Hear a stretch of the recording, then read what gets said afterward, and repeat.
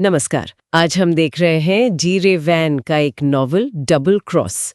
ये 1940 के दशक की कहानी है, एक जासूसी नॉवल। हाँ, और इसका जो हीरो है जैक स्टोनर, प्राइवेट डिटेक्टिव, उसकी हालत बहुत खराब है शुरुआत में। हाँ, मतलब एजेंसी बिल्कुल ठप, दिवालिया होने की कगार पर, पैसे बिल्कुल नहीं है। पैसे तो है ही नहीं, बल्कि वो कर्ज में भी डूबा हुआ है बुरी तरह। एक बुकी है सिड देवर, ओहो। उसके गुंडे थियो और लियो रोज दरवाजे पर मारपीट करते हैं, पैसे मांगते हैं। स्टोनर की हालत मतलब बहुत पतली है। जाहिर है ऐसी हालत में कोई भी इंसान कुछ भी करने को तैयार हो जाता है, कोई भी काम मिल जाए बस। बिल्कुल, और यहीं से कहानी में एक मोड़ आता है। उसे एक कॉल आता है। अच्छा, किसका? एक अजीब से आदमी का नाम बताता है, रेगी पाइनहर्स्ट। और कमाल की बात यह कि उसे स्टोनर की सारी पर्सनल और पैसों की दिक्कतें पता हैं। अरे, ये तो अजीब बात है। हाँ, और वो स्टोनर को एक काम देता है। कहता है कुछ टॉर्पीडो ब्लूप्रिंट्स चोरी हो गए, वो वापस लाने हैं। टॉर्पीडो ब्लूप्रिंट्स 1940s में? ये तो मतलब बहुत ही सेंसिटिव मामला रहा होगा। बिल्कुल बिल्कुल, वॉर का टाइम था, ये डिजाइन बहुत अहम थे। रेगी उसे एक महिला से मिलवाता है, एनी ब्रेवर, बहुत खूबसूरत। कहता है कि उसके पिता की कंपनी है ब्रेवर इंडस्ट्रीज, जहां से ये चोरी हुए हैं। और शक है एक दूसरी कंपनी पर, विकर टेक्नोलॉजीज।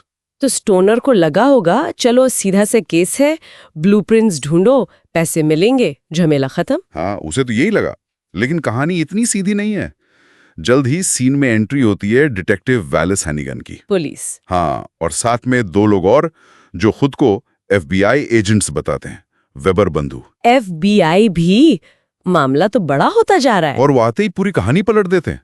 वो कहते हैं कि रेगी और एनी, जिन पर स्टोनर भरोसा कर रहा था, वो असल में नाजी जासूस हैं, क्लाउस गुनशे और एना मुलर। क्या?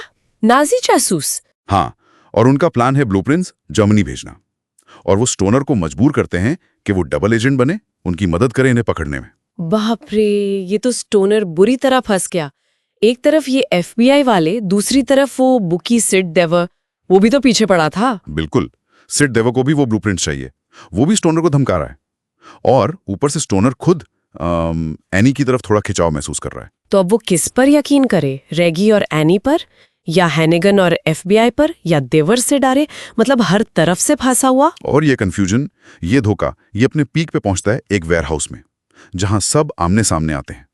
और यहां होता है जिसे कहते हैं ट्रिपल क्रॉस। ट्रिपल क्रॉस मतलब धोखे के ऊपर धोखा। एग्जैक्टली। पता चलता है कि डिटेक्टिव हैनिगन, जो कानून का रखवाला बन रहा था, वो खुद गद्दार है। और वो वेबर बंधुओं से मिला हुआ है, जो असल में FBI नहीं बल्कि SS ऑफिसर्स हैं। अरे भगवान, तो असली नाजी वो थे। हाँ, और फिर एक और झटका। रेगी, जिसे नाजी बताया जा रहा था, वो असल में FBI का एजेंट है, रेजिनाल्ड हाउजर। और एनी, वो भी FBI के लिए काम करने वाली प्राइवेट जासूस है, एनी मुलर। कमाल है, मतलब सब कुछ उल्टा पुल्टा, जिसे विलन समझो वो हीरो और हीरो विलन। इसी हंगामे के बीच सिड देवर भी अपने गुंडों के साथ आ जाता है ब्लूप्रिंट्स के लिए। फिर तो जबरदस्त एक्शन हुआ होगा। हाँ, जबरदस्त गोलीबारी, कई लोग मारे जाते हैं। सिड देवर भी, और एक इंजीनियर था कल्वर, वो भी। लेकिन हैनिगन और वेबर बंधु एनी को किडनैप करके ब्लूप्रिंट्स लेकर भागने में कामयाब हो जाते हैं। लेकिन स्टोनर इतनी आसानी से हार मानने वाला नहीं लगता। नहीं, बिल्कुल नहीं। वो उनका पीछा करता है निकोलस फील्ड एयरफील्ड तक। उन्हें प्लेन से भागने से रोकना है। तो क्लाइमैक्स एयरफील्ड पर होता है? हाँ, वहां फाइनल लड़ाई होती है। गोलीबारी में हैनिगन मारा जाता है, लेकिन वेबर बंधु एनी को प्लेन में डालकर उड़ान भर लेते हैं। ओह नो, तो वो भाग गए? ऐसा लगता है। लेकिन स्टोनर, वो हैनिगन ही गिरी हुई गन उठाता है और उड़ते हुए प्लेन के एक इंजन पर निशाना लगाता है। क्या निशाना लगता है? हाँ, निशाना बिल्कुल सटीक। इंजन में आग लग जाती है और प्लेन क्रैश हो जाता है। वाह, क्या क्लाइमैक्स! तो नाजी जासूस खत्म, एनी बच गई होगी। हाँ, एनी बच जाती हैं। रेगी और एनी की असलियत भी सामने आ जाती है। लगता है स्टोनर की मुश्किलें खत्म। चलो, अंत भला तो सब भला। लेकिन कहानी यहां खत्म नहीं होती।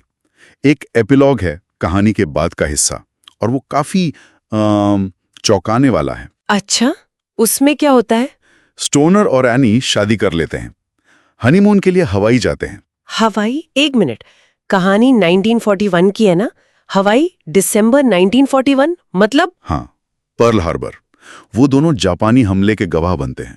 ओह! और उसी हमले के दौरान एक नेवी एंटी एयरक्राफ्ट शेल के छर्रे लगने से एनी की मौत हो जाती है। नहीं, ये क्या हुआ? इतनी मुश्किलों से निकलने के बाद ये तो बहुत दुखद है। बहुत किस्मत का खेल देखिए। और कहानी में एक और किरदार था पहले, एक रहस्यमयी मिस्टर ओकाडा, याद है? हाँ, कुछ था ऐसा जिक्र। वो असल में इंपीरियल जापानीज आर्मी का मेजर तोशियो ओकाडा निकलता है। पर्ल हार्बर के बाद वो स्टोनर को रिक्रूट करता है। रिक्रूट किस लिए? जापानी जासूसों को पकड़ने में मदद के लिए। एनी की मौत का सदमा और ये नया मिशन स्टोनर की जिंदगी फिर एक खतरनाक मोड़ ले लेती है। तो जैक स्टोनर की